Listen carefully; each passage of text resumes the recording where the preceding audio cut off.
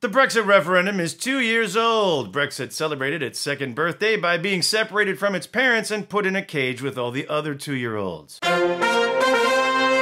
Welcome to United States of Europe, where this week Britain is looking back on 2016 the way England looks back on 1966, the last time they won the World Cup. It sure felt good at the time, but it's been a bit shit ever since. Here are 2 years of Brexit in 10 jokes.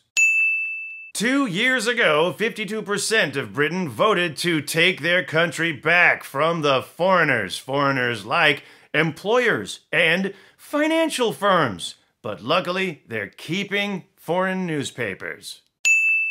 2 years after the referendum, pro-Europe demonstrators took to the streets in London, and they were greeted much like an infestation of Brussels regulations, causing pro-Brexit protesters to yell at their fellow British citizens, "Go back where you came from," which we can only assume to mean some kind of school. Sorry, that was a bit uncalled for. Oh, I'm the fucking king.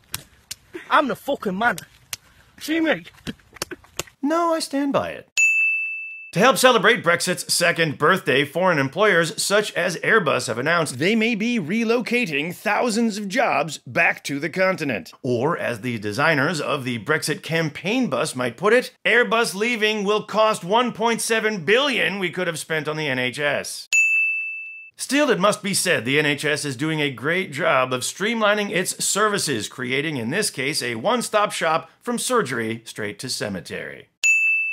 Just as British people are learning to make do with British-only food, British supermarket chain Tesco apologized for traces of meat found in vegan meals. Tesco insisted that the quality of their meat products is still excellent, if sometimes mislabeled. And now for something rather different, a halftime of one-liners direct from Brexit contributor Shlibber. The UK is hot, really hot. In fact, we're on fire. Our roads are really slick. Soon, the entire UK could be lighting up. The whole country will be moving to a natural rhythm. And good news, we've reduced CO2 levels if you count the national shortage of compressed carbon dioxide necessary for the production of crumpets. Britain's Boris Johnson has warned against a soft, never-ending Brexit, or as he referred to it, a bog roll Brexit. Johnson would rather have a no-deal Brexit, which involves a lot of bog and no roll. But in another victory for British traditionalists, the Miss Great Britain Beauty Contest will now be keeping the bikini section. The swimsuits will now be called Brexinis in honor of the latest Brexit white paper, which is small, flimsy, and lacks any actual substance.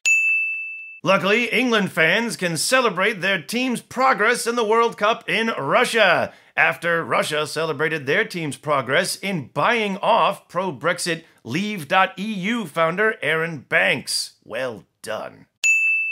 There were, of course, some difficulties with England fans in Russia who were accused of giving a Nazi salute during one of the matches. But in all fairness, they could have just been waving to Prince Harry. England, we wish you well in the rest of the World Cup. And if you want to be true to the spirit of Brexit, please do play your upcoming match with no immigrants at all on the team, so the rest of the world can join the entire EU in saying, you are the weakest link. Goodbye. Newsroom, it's a newsroom. Listen to the sound of the newsroom. Anything can happen in a newsroom.